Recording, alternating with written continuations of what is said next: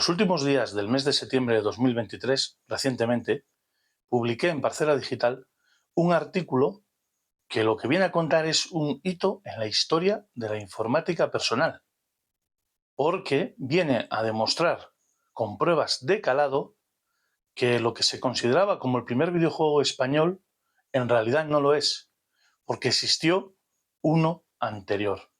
Paco Portalo me escribe un email. Él había iniciado una investigación, consideraba que aquello podía ser una noticia de relevancia y consideraba que ese videojuego podía ser el primer videojuego español, el primer videojuego creado en España. Y efectivamente, puede ser. Y efectivamente, aquello requería una investigación, no se podía dejar pasar porque podía ser un hito histórico para la historia de la informática en España. Entonces él inicia un poco la investigación con finalidad de publicarla en algún momento. Después me escribe a mí, me traspasa la información y me indica que considera que el mejor lugar donde publicar aquello era mi web Parcela Digital y si yo podía continuar con esa investigación porque había cosas que había que averiguar. Tomo el testigo y a partir de ahí, pues, intento localizar a los testigos, a las personas participantes. Y ahí empieza a salir todo.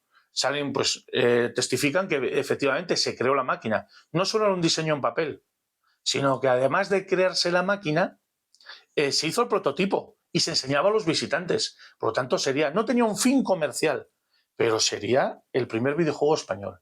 Y hoy considero que el videojuego Ping Pong de 1977, hecho en la Universidad Politécnica de Madrid, es el primer videojuego español sin ningún género de duda. En Parcela Digital he publicado un artículo donde, mediante texto, explico cómo fue todo el proceso y además también he publicado un podcast porque también sé que estas cosas, que estos hitos cuando se lanzan, generan polémica, sobre todo en el mundo de los videojuegos. Entonces también tengo un podcast publicado donde hablo precisamente centrado en la parte de la polémica. ¿Cuál es el objetivo de este videoblog?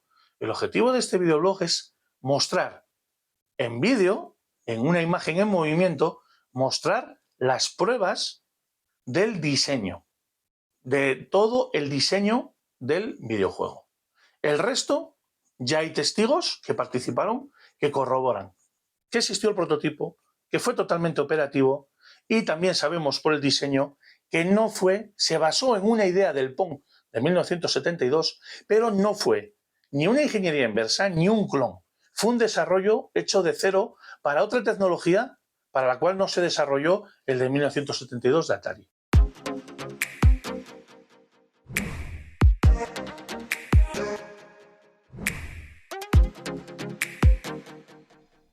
Aquí podemos ver en pantalla lo que es el tomo Microprocesadores 2 de la Cátedra de Electrónica de la ETSI de Telecomunicación de la Universidad Politécnica de Madrid, como podemos leer abajo, y el coordinador es Elías Muñoz Merino. Esta sería la portada. Después el libro tiene una serie de capítulos, vamos a ir viendo aquí un poco cómo son. Tiene una serie de capítulos, aquí vemos por ejemplo una breve introducción del señor coordinador, que es una de las personas con las que pude hablar y me ofreció testimonio de lo que era de lo que fue aquel videojuego, ¿no? Aquí, bueno, pues habla un poco, que el objetivo es recoger información sobre microprocesadores. Debemos recordar que era algo muy nuevo. El primer microprocesador de la historia fue lanzado al mercado en 1971 y estamos hablando de marzo de 1977, como se ve, ¿no? Entonces es un poco una presentación. Seguimos del tomo. Aquí pues habla hay un montón de capítulos donde habla del microprocesador 8080, de la estructura, de la interfaz de hardware y las personas, ¿no? Los ponentes, ¿no? Y llega aquí al 15, que vemos aquí, juego de ping-pong en el 8080, y pone R. Martínez Jiménez. Es Rafael Martínez Jiménez, ¿vale? Este es el que nos interesa y es el que voy a mostrar, porque aquí viene el diseño completo de lo que sería el videojuego de ping-pong. Aquí viene, y aquí ya vienen las dos personas que lo crearon: Rafael Martínez Jiménez y Juan Santos Suárez, ¿vale? De la ESIT de Telecomunicación de la Universidad Politécnica de Madrid. Aquí pone juego de ping-pong en el 8080. Ejemplo de diseño. En la siguiente página pues viene pues, el índice, ¿no?, de lo que van a hablar. En este capítulo 15 o anexo 15 van a hablar de todo esto. Pasamos. Y aquí viene una especificación funcional del sistema. Aquí viene mucha información muy detallada, las reglas del juego, la pelota cómo debe de rebotar, todo lo que sería la funcionalidad del videojuego, ¿no? Pasamos a la siguiente y aquí sigue hablando de lo mismo y ya empieza con el diagrama de bloques. Las figuras que se verán más adelante, pues ya viene explicando los requerimientos del sistema. Pues por ejemplo habla de que se requerirá una CPU, después habla por ejemplo de hace falta pues una PROM, ¿no?, una memoria ROM de 1 kilobyte de capacidad. Habla de la RAM necesaria, que más abajo pues comenta todo lo que tiene que almacenar y que la elegida son 256 bytes, porque es una configuración típica y no requiere más. Y habla de pues que es un videojuego en 2 dimensiones y cómo va a traducir las coordenadas X y en voltajes para mostrarlos en el osciloscopio, ¿vale? Por lo tanto, sabemos que se utilizó un CRT, una pantalla de tubo, que sería de un osciloscopio en ese caso, ¿no? Proseguimos, habla de la tensión, de los diferentes componentes y relata con todo lujo de detalles los componentes que se van a necesitar, componentes electrónicos, para crear el videojuego. Aquí los pone bien detallados. Empieza por el microprocesador, el generador de reloj, pues va explicando todo, ¿no? La memoria RAM, el chip ROM, todo. Va explicando aquí. Pasamos a la siguiente página. La elección del microprocesador habla, pues que con un microprocesador de 8 bits, para lo que hay que hacer es suficiente y para el tiempo de refresco, ¿vale? Después sigue hablando, figura 4, el interfaz de entrada y salida, estructura hardware del sistema y definición de las funciones del software. Pasamos a la siguiente página y aquí ya detalla cómo va a ser la física, ¿no?, lo que hoy ya llamaríamos física de videojuego, cómo se van a mover las fórmulas utilizadas y cómo va a ser todos los voltajes, las posiciones. Aquí va explicando todo, ¿no? Esto sería un poco cómo va a ser, cómo se va a mover esto. Después, aquí bueno, ya acaba en esta página y empieza el programa principal. Aquí ya empieza a explicar lo que va a ser el programa. Se va a hacer un programa en ensamblador para ejecutar en un microprocesador Intel 8080, ¿vale? Entonces aquí, si vamos avanzando, pues va explicando con detalle pues las subrutinas y cómo funcionan esos saltos. Aquí habla por ejemplo los loops, las velocidades. Aquí va con mucho detalle. Después se meten las subrutinas a explicar de una en una. La subrutina de ball es llamada por programa principal cada vez que se produce un movimiento de la pelota. Ya tenemos aquí todas las funciones, ¿no? Y sigue explicando cada subrutina con todo el detalle. Así que aquí sigue también con las subrutinas y todavía seguimos con las subrutinas, más todavía, la de la red, por ejemplo, que dibuja la línea de trazos. Vale, y aquí llegamos ya a los esquemas. El esquema de bloques general del sistema. Esto es un esquema general. La CPU, la ROM, la RAM, la salida, que es un CRT, ya lo pone bien claro aquí. Los conversores que hacen falta, digital analógico, hacen falta 2, ¿no? Y la entrada, que solo hace falta 1, analógico digital, y se utilizan 2 potenciómetros que se ven aquí, ¿vale? Este es el general, pero después va haciendo particulares. Por ejemplo, esquema de la CPU. Cómo se tiene que conectar la CPU al reloj y al bus bidireccional, ¿vale? Aquí se ve todo el esquema.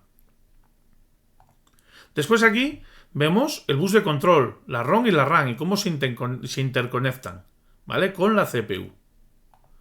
Y aquí seguimos esquema de la interfaz de entrada y salida. Aquí es cómo se va a conectar con el CRT, ¿vale? Cómo hacen esa conversión y se conectan al CRT. Y después ya vienen los organigramas. Este es el organigrama general del videojuego. Lo que va a hacer. No el videojuego, la funcionalidad. ¿Qué hace? Seguimos a la pantalla siguiente y aquí vemos más funcionalidades todavía. Aquí ya son más específicas, ¿no? Lo que tiene que hacer, ¿no? Pues por ejemplo, poner la pelota en juego, llama de ball para pintarla, seguir el movimiento de la pelota según la posición, pues esto es una condición, sí, no.